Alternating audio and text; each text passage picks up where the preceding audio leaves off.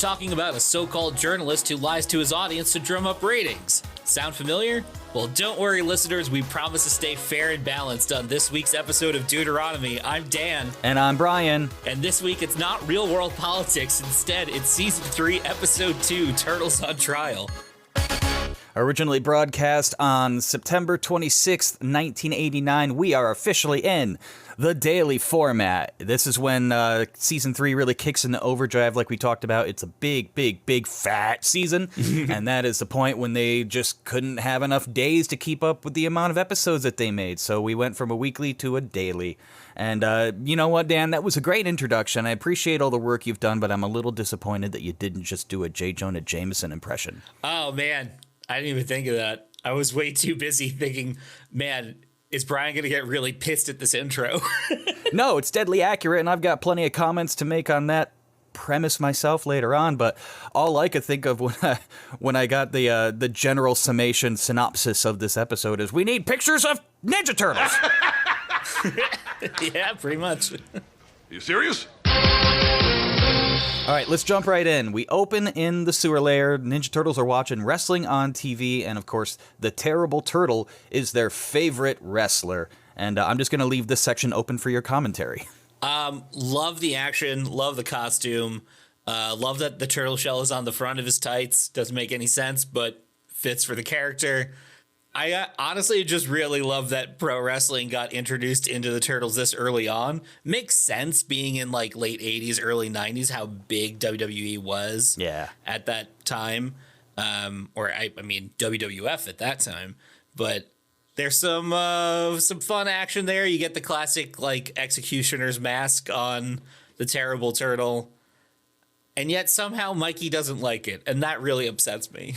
If you guys couldn't tell, Dan is the resident wrestling expert. I was the one who was actually resistant until Dan got me kind of sold on it by saying it's basically just superheroes and hardcore kids. What more can you want? So now I'm a fan too, but I still lean on him for the expertise. And yeah, this feels like one of the weirdest, most bizarre mischaracterizations in this series so far. Michelangelo is not a wrestling fan because he wants to change the channel to watch a courtroom show. Doesn't make any sense. Not at all. Especially because, like, in the 2003 series, Mikey's explicitly a wrestling fan. He creates a superhero based on it. Yeah, and doesn't he also do that in the Archie comics? I think maybe that's in the Archie comics when they all go into outer space with Cuddly Cowlick and have the wrestling match with, I think his name was like Mad Dog McGraw or something like that. Yeah, and then they all get their special wrestling suits. Yeah, but all four of them do that. Mikey's nothing special in that particular context. I'd have to look it up.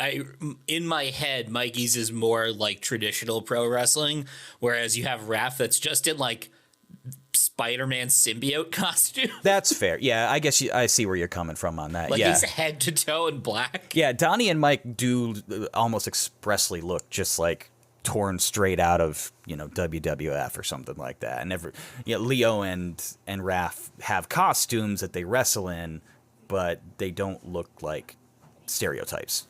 Speaking of costumes, though, we get the introduction of the classic human masks in this segment. I'm jumping over the TV show a little bit, but it just felt like a natural segue. It's a natural roundabout segue. You're not wrong. But we do need to talk a little bit more about this introduction to the trial show, because the branding and logo for this show on screen is just an empty hanging noose. Yep. Real nice. Yikes. The show is also hosted by a character by the name of Clayton Kellerman, who is voiced by Townsend Coleman. All right. I mean, that makes sense. They do double duty a lot, like pretty often. Oh, that's a recurring theme in this episode. I noticed particularly there were a lot of double dubs. So is this supposed to be like it's called On Trial, but it's set up more like a Jerry Springer show? Yeah, I guess you're right. Like, it's not a full-blown, like, Judge Judy kind of, like, courtroom bench show. So, yeah, this guy is just a nasty host who grills people, and the set dressing is vaguely courtroom-esque. Yeah, there's a couple, like, podiums and stuff. There's also a TV already on stage, which seems a little, like, I guess he was already doing remote stuff, but we'll get to that. I think that's just because they didn't want to have to draw the map backgrounds twice. But yes, Michelangelo changes to this crappy show that pretty much everybody in the room besides him despises. Very, very polarizing in this. But yeah, Mikey's all about trash TV, and just goes to show us that terrible people have always existed and exploited media and their platform to spout hate. Absolutely. Also, like, is Channel 6 the only TV station? Yeah, we'll talk a little bit more about that. There's some real convoluted complications with the hierarchy at the network that I need to ask you about. This TV dude, though, he's like full-on tabloid man, though. Like, immediately he's calling for action against the Ninja Turtles and using, like, very, very illicit language and rhetoric.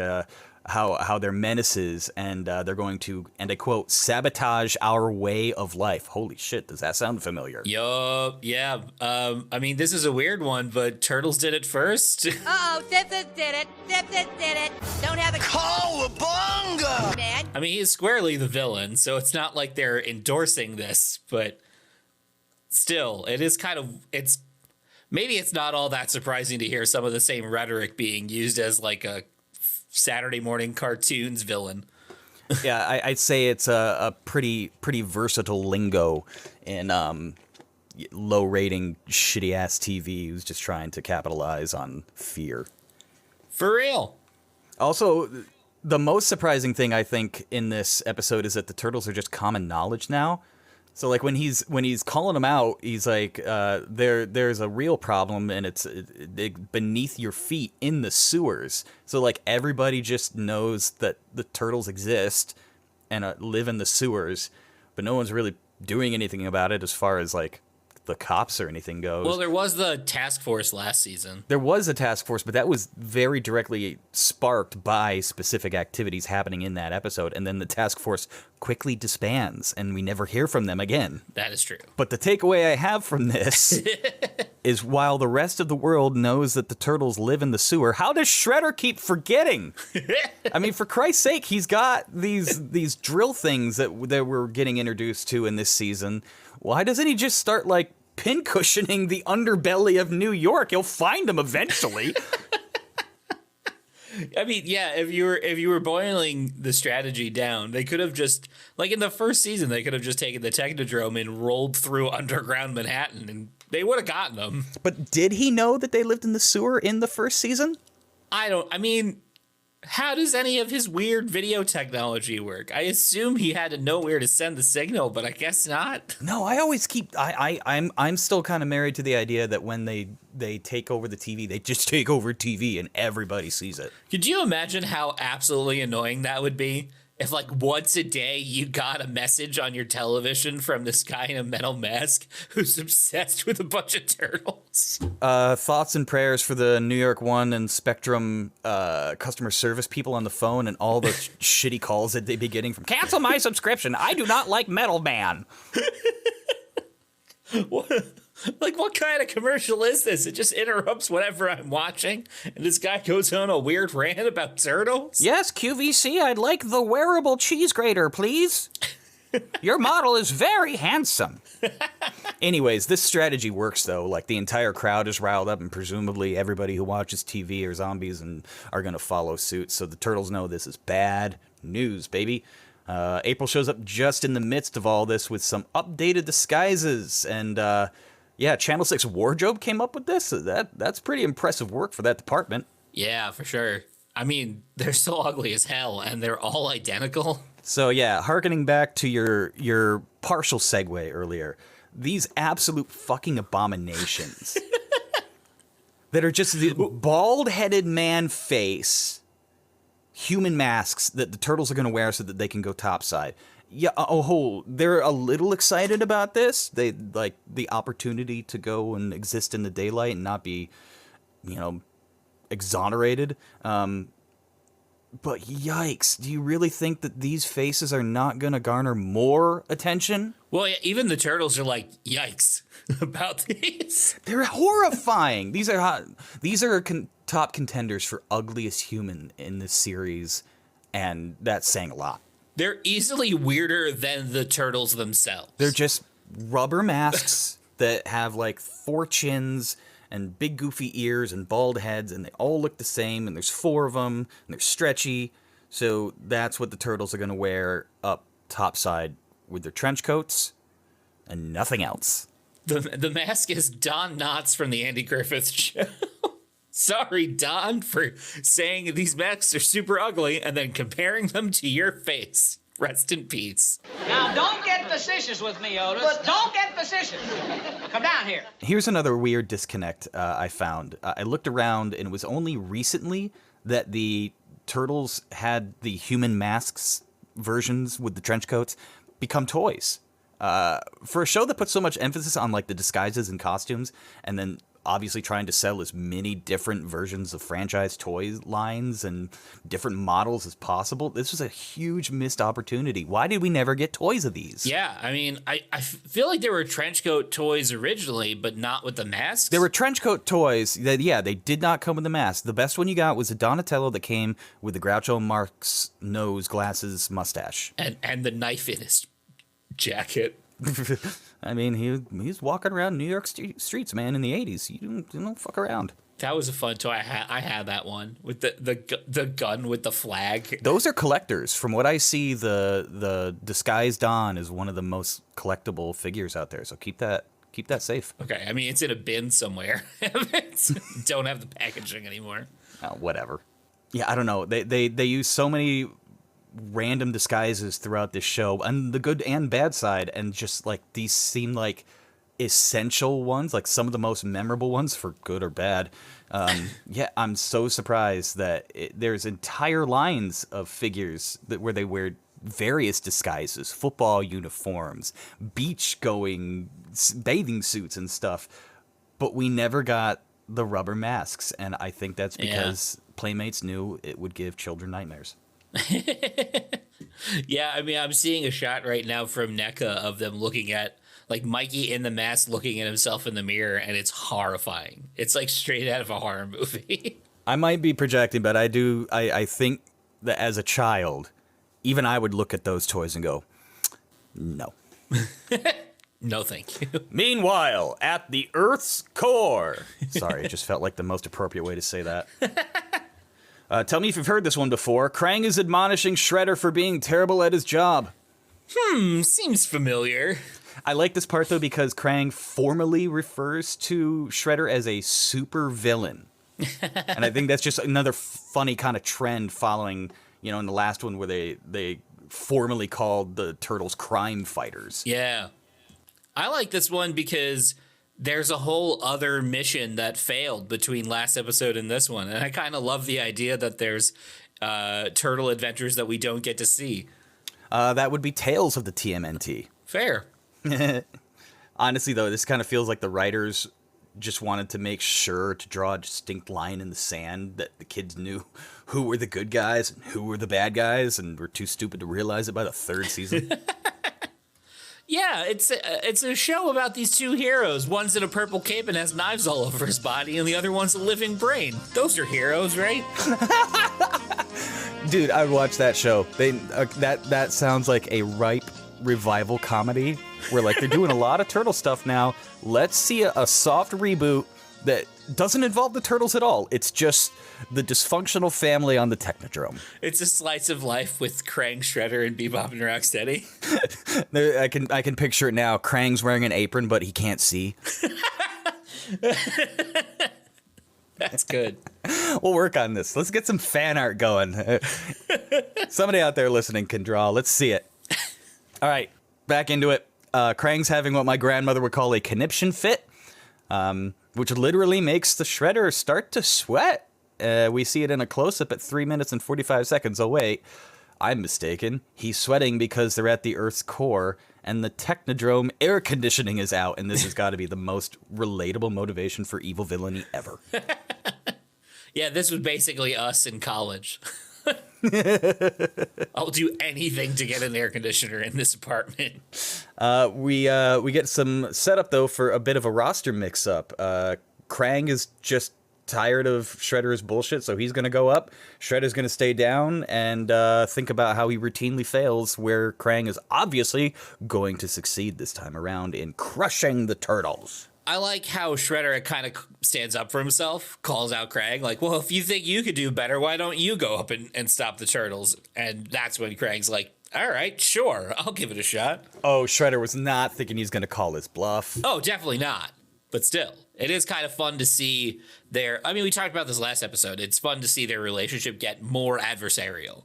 All right, so let's set up the next scene. The Ninja Turtles and April are out on a lunch date, and the Turtles are in their creepy quadruplet Uncle Fester masks. They're back at the pizzeria from last episode. It's right next to the movie theater, which is still showing Kung Fu Commandos versus Chainsaw Cheerleaders. Oh, I did not pick that up in the background. You're right. Can you tell what the store next to the movie theater says, like between the pizzeria and the movie theater? Is it just a bunch of random letters? I got nothing.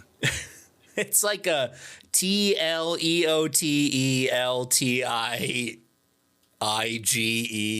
or something. Like, that's some. Are we sure those are English letters? Yeah, it totally could be. No, I have no idea what that says.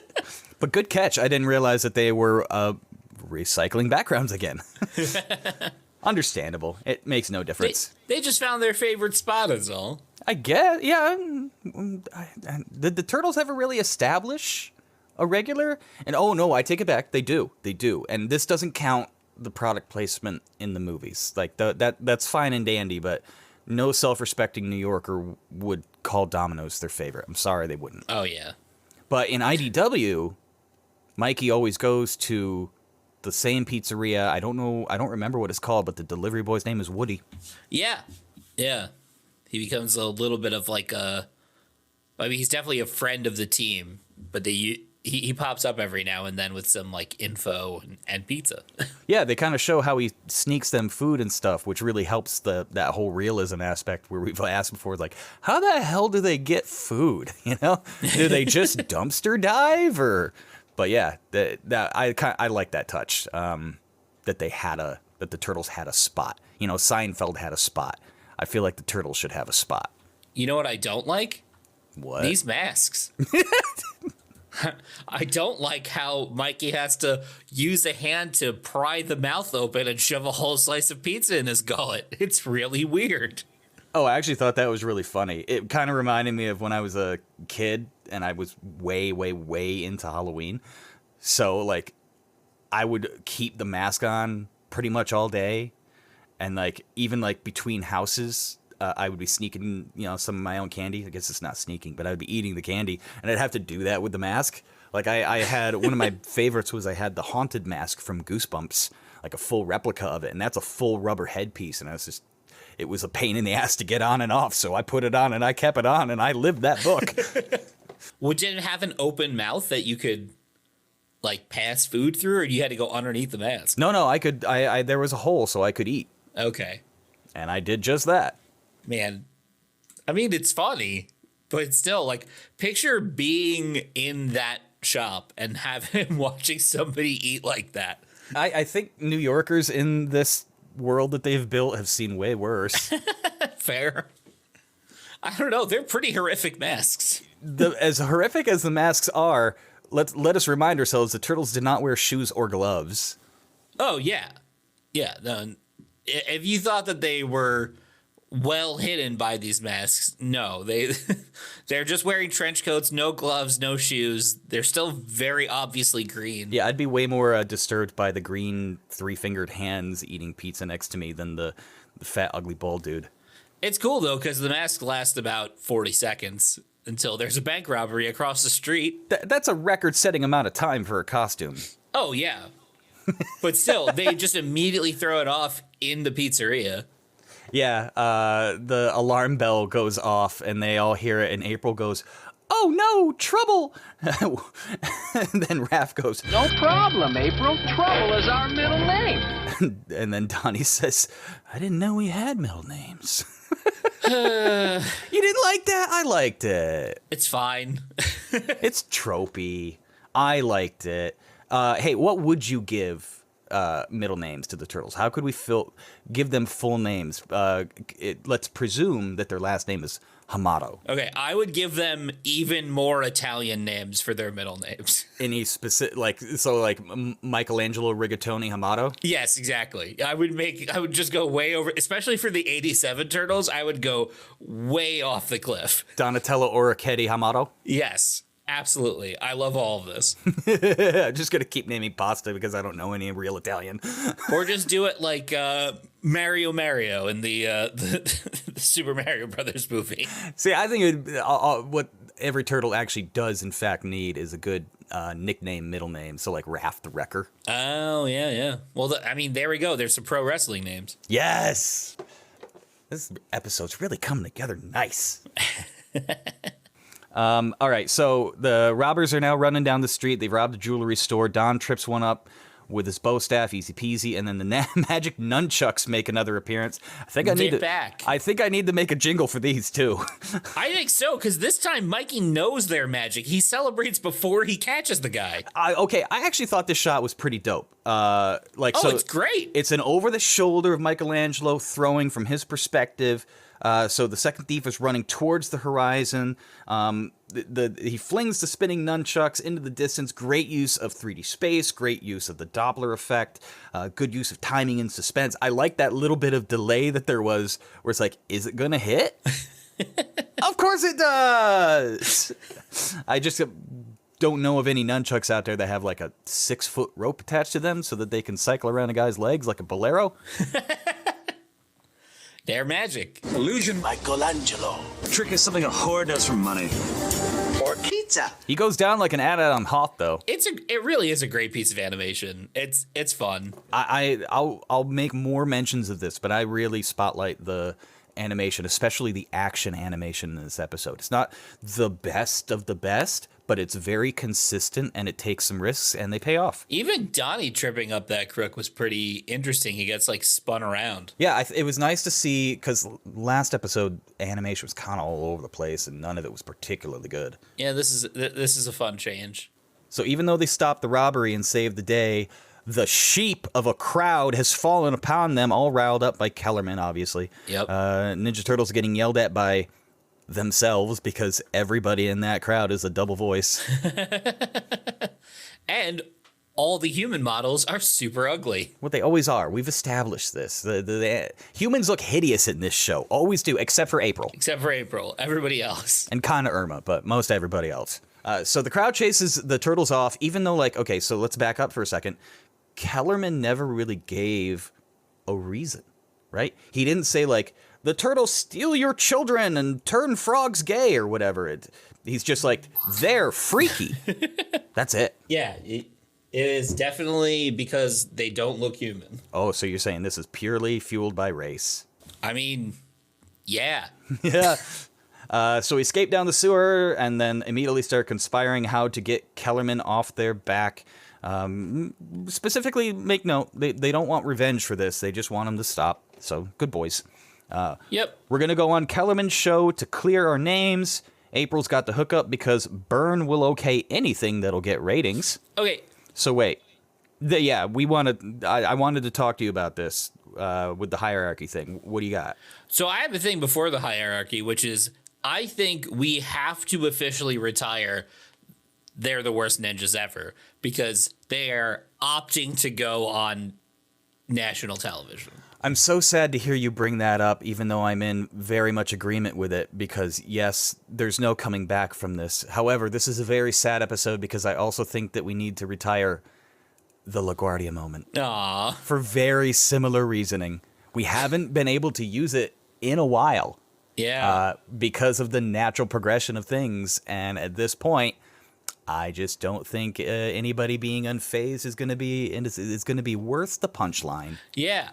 I mean, it's one of those things where, like, to be fair, if the Turtles actually were good ninjas, they would not be in this situation because no one would see them. I mean, being a good ninja also applies to their tactics and their execution of their plans, you know? If they, regardless of the stealth, you know, sometimes they're cunning, you know? I don't know. Oh, yeah, absolutely. However, Splinter made it pretty clear that he does not want them to be seen. because the people above would never understand them. And like, yo, this is the end result of them not taking that seriously. Yeah, you're absolutely right.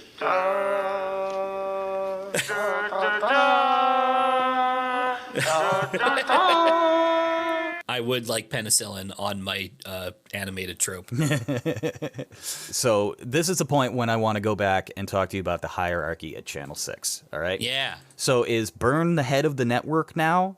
So if he's wheeling and dealing between shows, so I'm just confused, right? So it's Channel 6. Channel 6 is the network, but specifically we've only been privy to how the newsroom operates, Yeah, right? Channel So a 6 network would News. have its own, yeah. That could be literally anywhere. It could have its own private studio, but we see that they're in a Flatiron-esque town in Midtown or something in Times Square. Who the hell knows? New York is a complete anomaly in the way it's animated in this show. Okay, it's believable that there might be other factions of the network, including other studios. It could be its own little like 30 Rock thing going on, right? Yeah. It still doesn't necessarily put Byrne at the top of the totem pole. Nope. But apparently he is. Maybe he's got producer credit on this other show. Like you see that kind of thing a lot.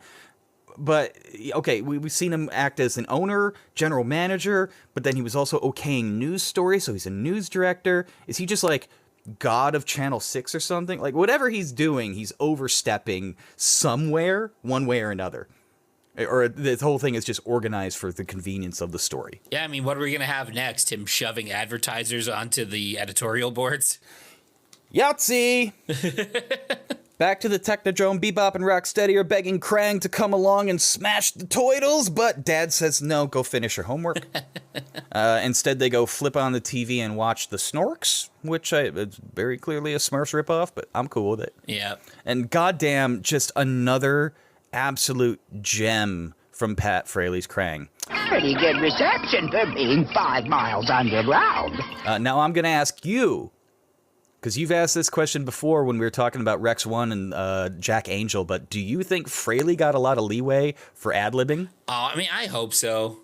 There's so much about these characters and some of those like one-off lines that really do feel like they were just ribbing in the booth. But I mean, ribbing doesn't always get kept. I think the writers must legitimately have loved what some of these guys were doing. There's a lot of it's really from the book. Like I'm pretty sure like everything Splinter says, Renaday says is 100% off the page. Oh yeah. Yeah. I think just some of the one-liners are probably improv. Krang has like 75% of the best like quips and camera turns in the entire series. Which is funny because, you know, as a living brain, he would be the least relatable character, but he gets all of these moments that relate directly with the audience. I don't know, man. At this point in my life, at 36, I think Krang, who just wants to have his nice weekend and take a warm shower and be left the fuck alone in Dimension X for a large portion of this so far, until he turns maniacal and just wants to conquer Earth, conquer Earth, conquer Earth. Like, it's always kind of a back burner project for him, but he's also pretty chill. Yeah. It's funny how he's not so bad until he's very bad. I mean, most of the time he's just really annoyed. It feels like this entire personification of Krang could be solved with like, yo, Krang, eat a Snickers. You get maniacal when you're hungry. All right, so they're watching TV, and Krang catches the promo for the Ninja Turtles on the On Trial show tonight, and he's so giddy. I was like legit grinning ear to ear when he was so charming to see him get so happy and so excited. I don't know. I'm fanboying a little bit for Krang in this episode, but I'm kind of feeling him. He's just tired of like everybody fucking up around him. He's like, I'll do it myself. Oh, this is perfect. Not only will I destroy them, but I'll do it on live TV. Can I just play this whole clip of him that rounds out the scene of him just shopping, trying to decide what the perfect weapon to use is? Please, I just want to play the whole thing. Can I just? Yeah, sure. Now all I need is the proper weapon. Let's see, atomic destabilizer? Too messy. Freeze ray? Too quick. I want them to suffer. Bless you, Pat Fraley. I love that scene because I missed the part where he said where he was shopping from. I thought these were all just like stuff that Krang had developed. You know, they're weapons designers. at the Technodrome. He takes care of this stuff pretty often. And I just kept saying there, like, why does everything have a star on it? It all looks like it's, U.S. Air Force stuff. That's because it is. Yeah, I didn't piece that together either. I thought he was just trying to decide what to bring out from his armory. But yeah, as we learn, part of this is going to be him stealing the weapon that he wants. I did not realize he was window shopping.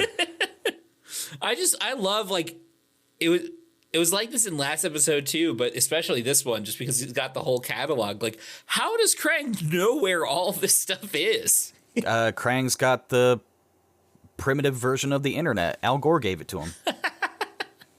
Top secret stuff just wasn't hidden very well in the early 90s I mean, internet. if the NYPD is storing the blueprints and schematics for how to build a cybernetic cop warrior on their regular old website, verbatim, that Shredder can just access, yeah, this all tracks. All right, so we're back at Channel 6. April's thrown an audible and wants to film the trial show remote from the basement under the studio because the Turtles don't want to have a live audience. And I just say, just don't invite a live audience then. I think she said that they didn't want to expose themselves to the public. Same difference. Since when? Touche. I was a little slow in the uptick there, but I see what you're doing. I kind of wanted to say, like, I thought this was maybe a setup for an ulterior motive later on, but there's a specific reason they want to be in the basement to do a stunt or something, or they were just going to be conveniently set up for an ambush or something. But who the hell knows with the writing in this show, right? Yeah, that's true. There didn't seem to be any real rhyme or reason because they have to get out of the building anyway. We do get a great shot of Irma imagining if the Turtles were media superstars. Wonder no more, Irma. It did happen. Yoo-hoo! Irma, what are you doing in the sewers? Well, I'm thirsty. Thirsty Irma strikes again. She's probably the most progressive person in the show, though. She's really down on the Turtles. Progressive? How so? She's been the same single-minded chick since day one. Well, I just mean that, like, come on. She's obviously crushing on the Turtles now. She definitely wanted to get it on with Rex 1. I mean, Irma crushes on all the boys. I have a crush on every boy. Back at the lair, the Turtles are getting hyped up for the show. Mikey's got some real bad stage fright, though. And Splinter's just totally cool with them going on TV. Yeah. Talk about a 180 pivot, right? I do like his line, though. A wise man has nothing to fear from laughter. And Mikey's response, Oh yeah, a wise man, but what about a wacky turtle? So the Turtles are off to the studio, and we check back in on Krang, who's taken as much time to pick his weapon as my wife takes to pick out a pair of shoes. Can I get a hell yeah? Hell yeah. What does Krang ultimately pick for his favorite weapon to destroy the Turtles with? Ed 209 from RoboCop. Yeah. There you go.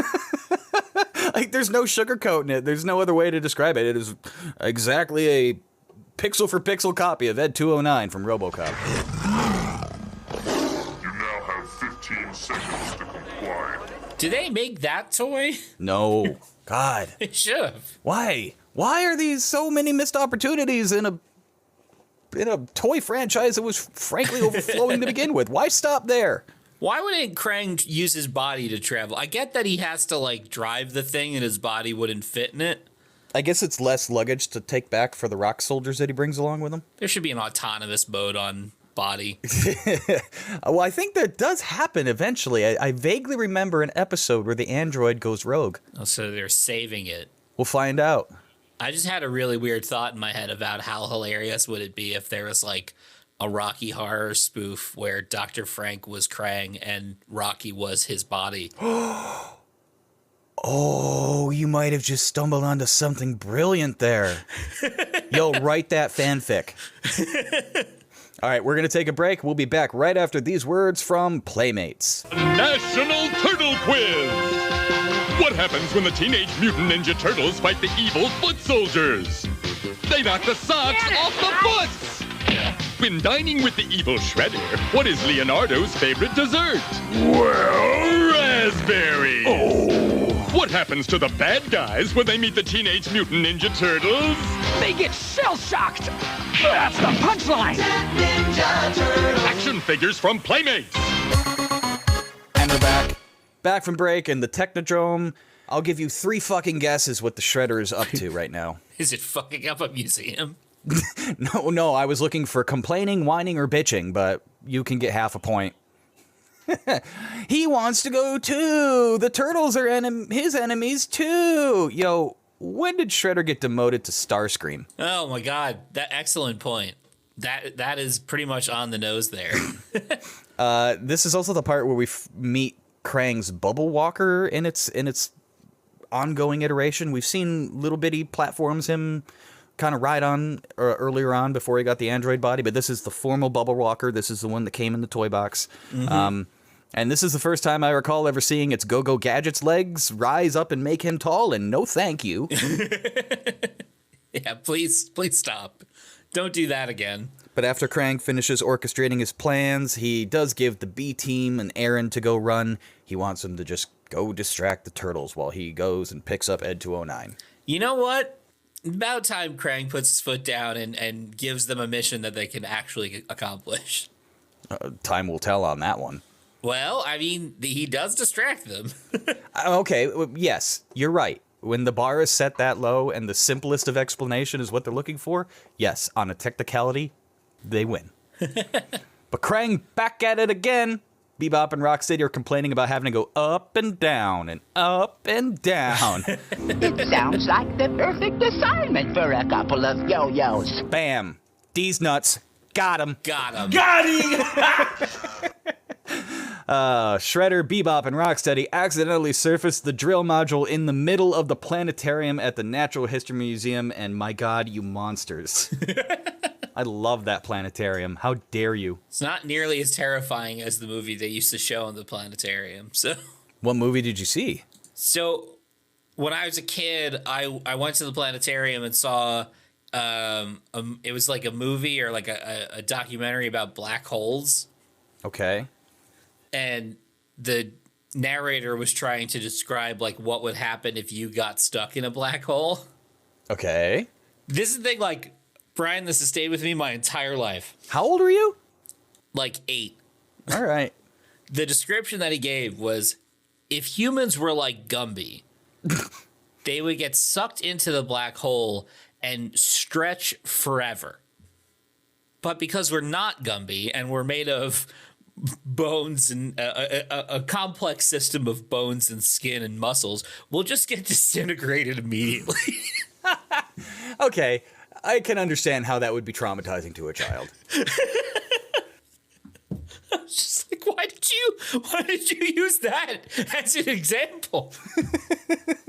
Was there visual? I mean, what was the visual? It was horrifying. It was basically like, you know, those like early PowerPoint transitions that like fade out into like tiny dots. Yeah. Except with a picture of a human. Oh. They use like a default Windows Movie Maker transition. Full disclosure, when I was roughly that age, I went to my first planetarium, which was in Rochester, New York, and we saw a film called Ring of Fire, which is just about volcanoes and all the different volcanic destruction that's happened over history and how they're all still located and which ones are still active, and I just went, cool. Yeah, I was like, that's fucking metal. Next shot, we got another really kind of cool shot. It's a stationary shot while the turtles are running past the camera from behind. Just another really sick looking visual. We even get a full like camera axis tilt, like as if a bunch of skateboarders just rolled by or something. It was neat. These are still the cheapskates, right? Yeah, it's still the cheapskates. Because they're in the water on this, so I was a little bit confused if it was, you know, a different vehicle. No, maybe that's why immediately after this kind of cool shot, there's a weird pan down, like Michelangelo's body, that just kind of closes in on the nose cone of the cheapskate, which is like, why? But maybe that's what it was trying to show, is that they were kind of like hovercrafting almost. Well, maybe. I don't know. It was a weird tidbit I wasn't going to point out until you said that. Because, yeah, it's definitely the cheapskates. And, yeah, they are submerged partially in the water in the sewer. Because there are water vehicles later on. I remember having some as a kid, like some toys. They were like the inner tube vehicles. Oh yeah, but do they actually get used in the series? Like we're finding all these disconnects of like the coolest toys never happened in the show and vice versa. We'll find out. Yeah. Splinter flags the TMNT on their comms. Says shit's going down at the museum, and the taping is put on hold. Also, Krang has made it to the surface by now, along with some rock soldiers. No jokes here, just making sure to maintain continuity. Yep. All right, so this next part may come to a full stop. I think you'll know why. Ninja Turtles and Shredco quickly clash in the museum. In the process, an amphibian exhibit gets shot, and this upsets Donatello. Okay, cousins, no big deal. But his reaction is to trash a crocodile exhibit to slam into the bad guys. Crocodiles are reptiles, just like turtles. Yeah. It's not very consistent, is it? I don't know if that's hypocritical or straight up ignorant. I just love that. And I mean, this is par for the course of the episode, right? There's a reason that this is happening, but like nobody gives a shit about this museum. Oh, clearly. I'm glad you brought that up because it is come back upon later on as a detail. Yeah, it's one of those things where like in any other episode, the Turtles probably would have gone through some effort at least to stop damage from happening in like the public place. And nope, not this time. They trash this place with Shredder. Yeah, honestly, okay, so this whole fight is pretty sick altogether, and we get it from a lot of different angles and perspectives. So, like, I feel like we've been blue-balled so much in recent memory with actual combat in this show that we got a lot of sweet moving action, creative angles. I got a one-on-one clash with Leo and the Shredder where they actually use their fucking blades. Yeah. And then April's in the background getting the whole thing on camera like she's always supposed to be doing, but seems to always fail at. This is good coverage. It's a really solid fight. And it's like threatening at times too. You know, like Shredder disarms Leo. Rocksteady has that giant machete. Is it a machete or is it just his little pirate sword now with actual metal blade instead of wood? Yeah, okay. It's a pirate sword. Why does he have a pirate sword? Why wouldn't he have a machete? Nobody knows. He probably just saw it and liked it. Well, anyways, Raph traps him by destroying yet another reptile exhibit, this time a giant stone turtle statue. It's Gurglu, the turtle god. Is that what it said?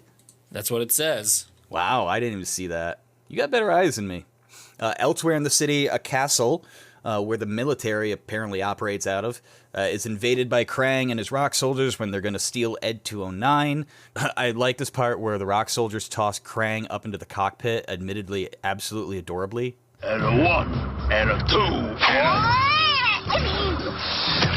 There's nothing like the smell of a new robot interior. That whole like breaking and entering is great because they just run through a wall, pick up the two soldiers sitting around playing cards, and just hang them on a pipe. But that's because Krang needs to test the most important weapon on Ed 209.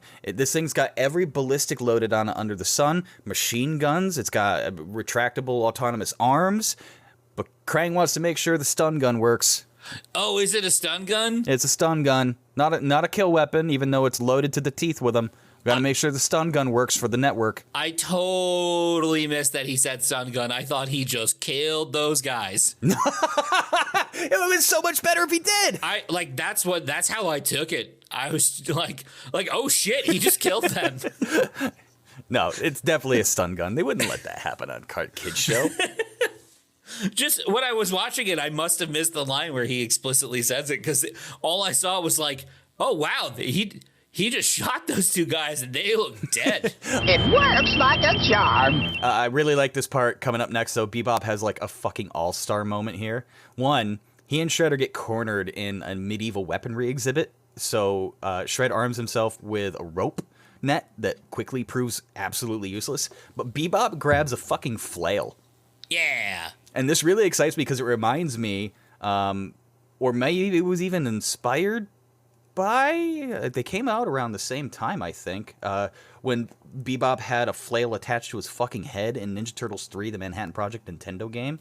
Oh, yeah. Which, even when I was a kid, I was like, what the hell? It's like weird body horror, because it's like drilled into his head. It's not wearing like a hat. But anyways, he goes all Leroy Jenkins.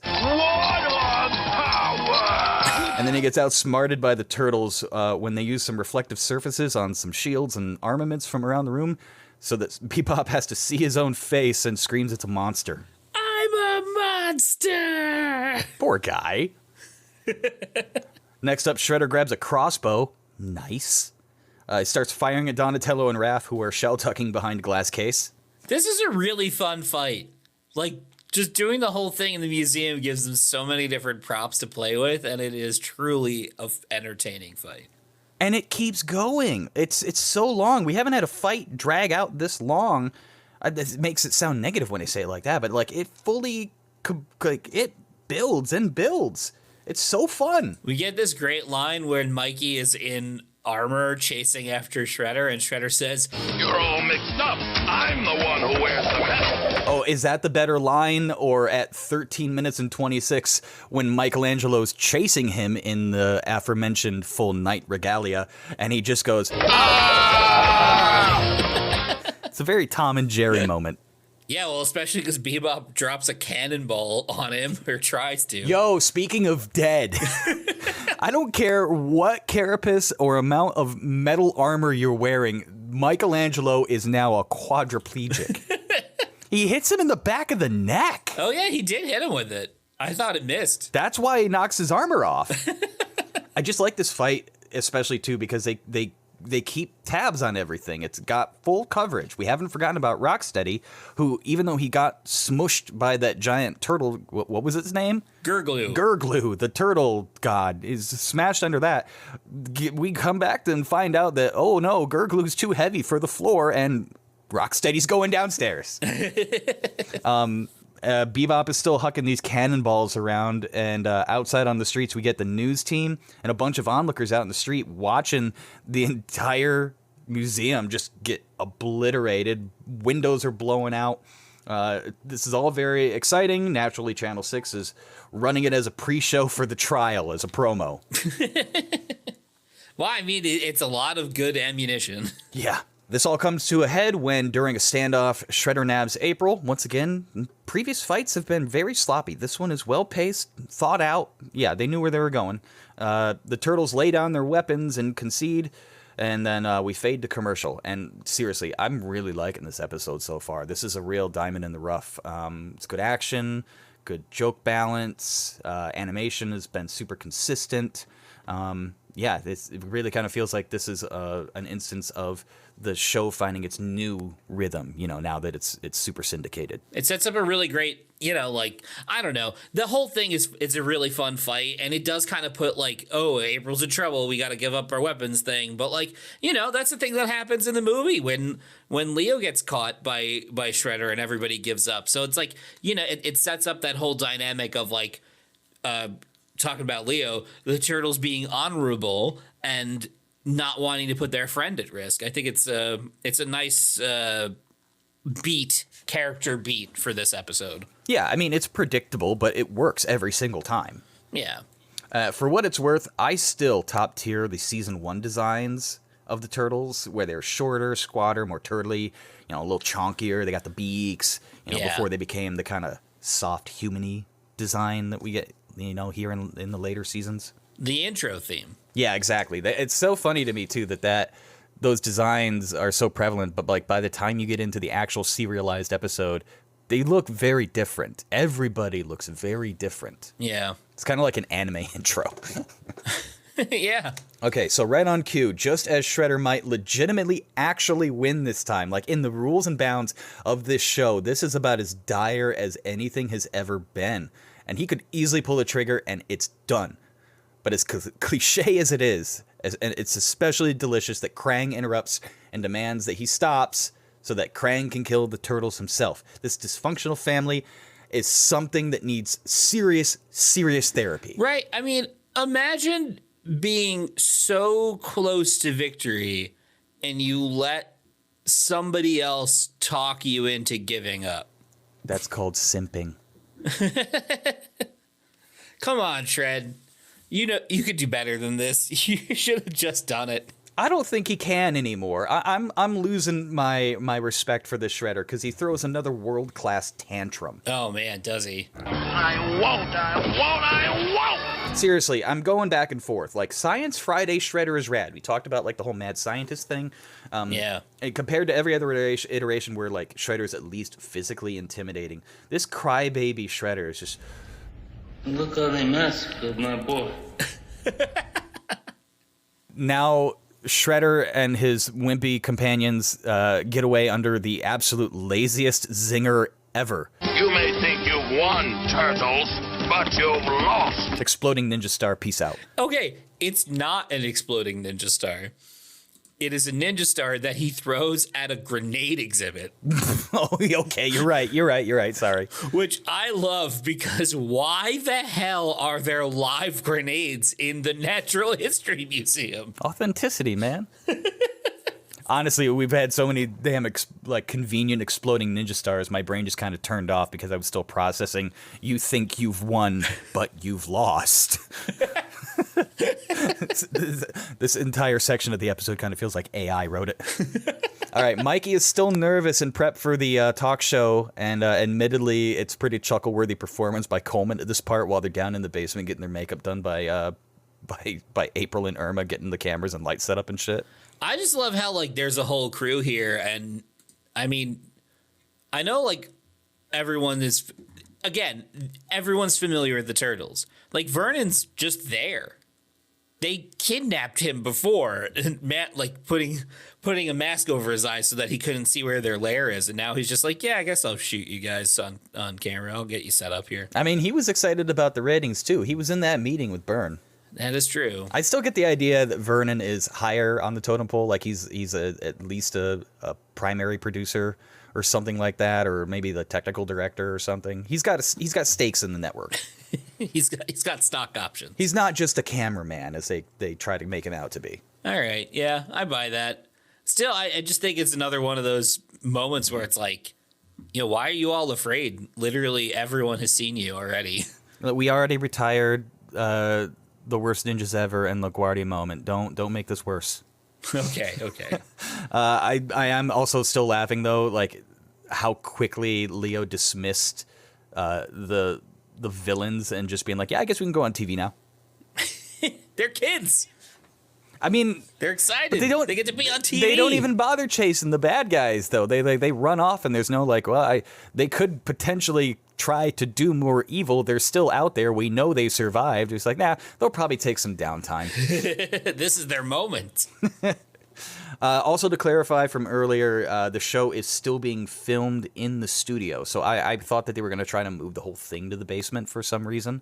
But no, the Kellerman is still in his studio with the live audience, and then the Turtles are just kind of being telecommed in from the basement. Which he uses against the Turtles. He does, to a very effective degree. So in the realm of what we were trying to figure out earlier, like if being in the basement is useful, in this sense, in creating that dissonance between the interviewer and interviewee, yes, it helps. But is there any other really logical reason outside of, I don't know, I guess you could say protection, for the Turtles to not be in the studio? No. No, it's definitely just setting up, like, personally, I think the whole reason for this episode is to maintain this antagonistic relationship between the city at large and the Turtles. Yeah, and having them continue to put distance between them. We're getting real deep on this. That would be an effective way to do so. Just set them up for failure. So the interview starts and everybody's choking. Krang's watching on TV while he stomps his robot down the street on the way to murder an entire studio audience mid-broadcast. And just, hey, eyes on the road, buddy. Kellerman gets some serious good grilling in. So he straight up calls them out and says that they just trashed the entire Natural History Museum, which they then gaslight into saying, like, but it was the Shredder's fault. But, like, guys, you did some legitimate voluntary damage, too. Yep. Donatello himself tore a crocodile out of the ceiling.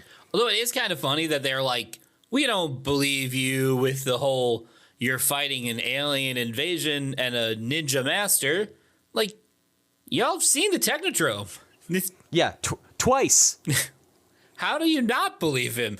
There was a giant body that ravaged New York City only 2 years ago. It's worth it, though, for the Raph joke that follows it. Oh, come on. That's a little hard to swallow. What is, the invasion, the brain, or the Dimension X? Got him! Classic Raph. In another moment here, Kellerman refers to them as amphibians, antagonistic amphibians, I believe. And that makes me ask, did Reeves just not know that turtles are reptiles? He was going for alliteration. Yeah, but the turtles don't correct him, and after they voluntarily slaughtered 2 reptile exhibits in favor of defending the amphibian one, I'm starting to think that maybe Michael Reeves didn't know his genealogy. Michael Reeves didn't know his biology. Wow, added up to distance. Krang is showing up. He's starting to attack the studio. Couple of jokes that don't really land in this part. Don makes a comment about Krang taking voice lessons because he's projecting so well that they can hear him inside the studio when he calls them to come out and play. It's weird. And then Mikey exits and drops the stage fright act just long enough to say, "We fight for truth, justice, and a bigger slice of the pizza pie." Full transparency, I'm absolutely 100% stealing that for today's moral. I do like the little Three Stooges body check when he catches back up to his brothers outside and slams in the back of Donatello. It's good physical comedy. Some good action in this one. Mecha Krang quickly gets the upper hand, and he yells, Captain Turtles, struggle! It will be my victory! Oh, that's weird. Mikey gets shot, too. Yeah, Mikey gets, well, first Michelangelo tries to rescue Kellerman, who gets knocked off the balcony when Krang shoots the building. He saves him, but yeah, he takes a savage shot to the chest. I love the priorities of this guy, too. There's this giant mech being driven by a brain outside, and he's like, hey, I'm trying to film a TV show here. Yeah, everybody stays on brand. That is persona non grata. But holy shit, the self-sabotage as Shredder surfaces with his crappy drill again and knocks Krang's walker back. Should have got the turtles when you had the chance, but no, you gotta be the person on top. You gotta finish them off. This is, of course, just the opportunity for the Ninja Turtles to turn the tide, and with some teamwork and another snowspeeder leg maneuver, everything comes crashing on down on top of itself. Yeah, Mikey is a superhero. Anything that remotely resembles a nunchuck, he can wield like a magician. Or just a very, very, very deadly accurate bolero. I'm absolutely laughing my ass off, though, at the end of this, which is why we had to start a little late on the recording today, because I couldn't stop laughing long enough to finish my script, because Krang gets squashed underneath the drill capsule, and he goes, My ganglion is stuck in some unlike some chewy gum gum. on the street. Yo, he looks so fucking gross right here. He's like wedged in the tank tread. He's stretched out. He looks like a reverse snail or something. It's nasty. I thought that the door was going to close on him and he was going to lose his tail. Oh, but see, we've never seen him stretched out like that before. Is he supposed to have a tail? I always thought it was just kind of like a bowling ball. Yeah, it's very weird. I love how Shredder just grabs him by the face. He scoops him up like gum off the bottom of his shoe. And yo, the drill, the way it goes down into the ground, isn't that an amazing shot? It looks like it just got dropped from the sky. Yeah, it springs, doesn't it? It was pinned underneath the robot, and it's just like, nope. Oh, God. And the fact that you actually see the lava at street level is a pretty fun detail. Yeah, I really love that little touch, because it's like it's covering their tracks in every point of that statement. It's literally and figuratively. So the Ninja Turtles are trying to make peace with Kellerman now that, he saved his friggin' life. I wish it was as easy to deal with people like that today. Though in true fashion, he two-faces them, says he's still going to trash them in order to maintain his reputation, so history proceeds itself. And the icing on the cake is that April gets her camera smashed in the battle, so there's no footage of them being heroes. Which was a thing that they apparently were they were really upset that they couldn't prove that they're the good guys. The the ties are loose on that one, but I think you can kind of get away and just saying like this whole premise was about them going public with being heroes and just generally being on TV, showing examples. They're like, we're gonna stick our neck out here. We're gonna go on TV and set the record straight once and for all, and it completely backfired on them. It's an interesting development for the show, and it kind of ties in with the whole the thing you pointed out last episode, where them being considered crime fighters, where Splinter looks at them and says, "You're crime fighters now."